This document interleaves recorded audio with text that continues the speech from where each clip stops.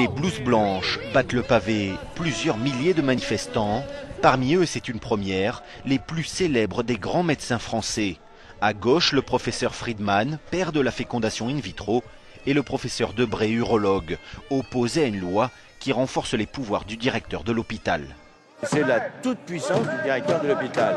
Et moi, j'avais l'impression, peut-être est-ce que je me suis trompé, que les médecins soignaient les malades et que ce n'est pas le directeur qui soigne les malades. Sourire aux lèvres, certains manifestent ici pour la première fois. Si nous sortons de notre réserve, c'est parce que nous pensons qu'aujourd'hui, c'est l'essentiel qui est en jeu, c'est-à-dire donner des soins égaux à tous, quels qu'ils soient, quelle que soit leur origine, quelle que soit leur maladie, qu'elle soit rentable, entre guillemets, ou qu'elle ne le soit pas. Une manifestation unitaire de tous les métiers de l'hôpital. Médecins, aides-soignants, infirmières, mais aussi ouvriers, brancardiers ou syndicats. 20 000 emplois doivent être supprimés cette année dans les hôpitaux publics.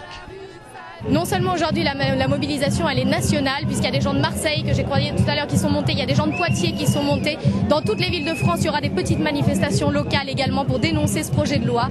Toute la communauté médicale, soignante et les patients sont là aujourd'hui pour dénoncer ce que cette loi veut faire de l'hôpital public.